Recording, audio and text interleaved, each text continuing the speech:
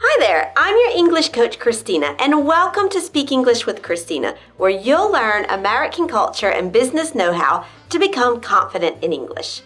I have a couple of questions for you. Have you ever written to put it in a nutshell, to sum up your conclusions in a report? Or maybe you've said something like, nevertheless, further assistance was required during a quick chat at the water cooler. It sounds a bit odd, doesn't it? If either of these situations reminds you of something that you've done, you may have gotten a few strange looks from your customers and colleagues, and that's because you've used spoken English in your writing or written English in your speech. Your English was correct, but it wasn't right for the situation that you were using it in. And you'd be surprised how many people make mistakes like these. In your first language, using the right type of language for the situation, speaking or writing, comes naturally to you. But it's something that you have to learn when you're using English, and that's what you'll learn today. Let's go.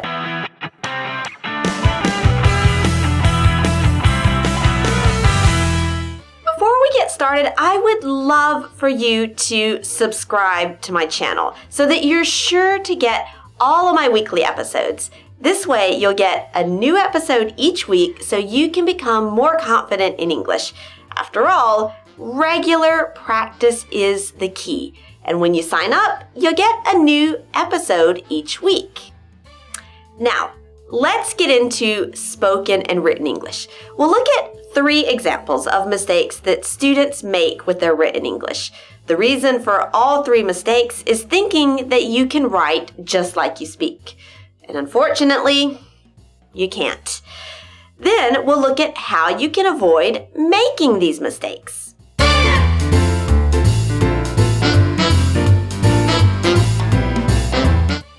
An idiom is an expression which means something different than the normal meaning of the words in it. Maybe you know idioms like, in a nutshell, it cost an arm and a leg, or they're a dime a dozen. Idioms can be useful in conversation because they make your language more colorful and interesting to listen to. But it's unprofessional to use them in formal work documents, including most formal style emails. How can you not make this mistake? Don't use idioms in texts at work. Write exactly what you mean instead and use more formal words. So, to put it in a nutshell becomes to sum up, to summarize, or in brief. That cost an arm and a leg becomes that was a significant cost. And they're a dime a dozen becomes there's a plentiful supply of them. And an added advantage of this is that your writing will be much clearer, especially if you work with other non-native speakers of English.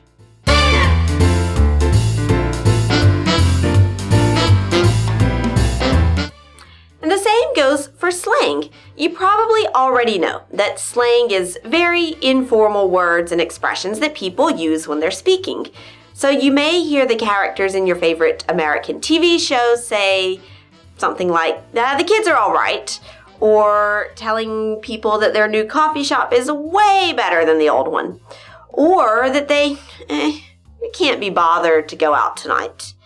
But it doesn't mean that you should write stuff like that on your company's website. And there's another one for you. Stuff. Don't write that on your corporate website either. How can you not make this mistake? Remember that the words that you hear on your favorite American TV shows or that you see in English social media posts aren't necessarily suitable for written English at work. Try to be more specific and use more formal words. And these usually have at least 2 or 3 or more syllables because they tend to come from Latin or Greek. So, for example, kids becomes children or young people or youth. Way better than becomes far better than or considerably superior to. And stuff could become many different but more specific things depending on the context. But you could simply list the specific things that you're referring to.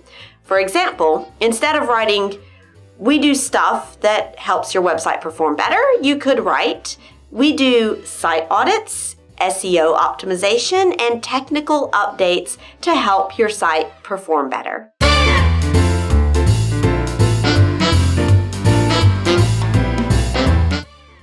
In English, some grammatical structures are also considered very informal, and using them in written English would sound strange to many advanced and native speakers. And a good example of this is the passive voice with get structure, like to get things done.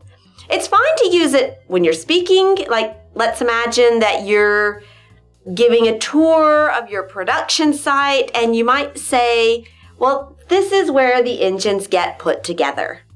But if you're writing up a report on that factory tour later, you need to use the regular passive instead because it's more formal and therefore more appropriate for that context. Instead of writing, "This is where the engines get put together," as you heard, you would write, "This is where the engines are put together." But in this example, we also have a second example of informal vocabulary, the expression "to put together." In order to really get the right style for written English, you need to replace "put together" with a symbol.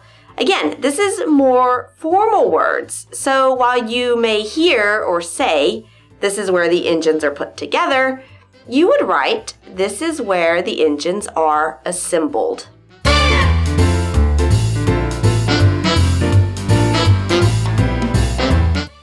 Now, what about you? Tell me, which of these 3 mistakes have you made in your written English? Don't be ashamed. It's perfectly normal to make mistakes when you're learning, and we can use our mistakes as learning opportunities. So share them with us and help other members of the community learn from your mistakes. And you can then reply to someone else's comment and tell them how they could have gotten the right style instead. And it's a great way to practice and share with the world.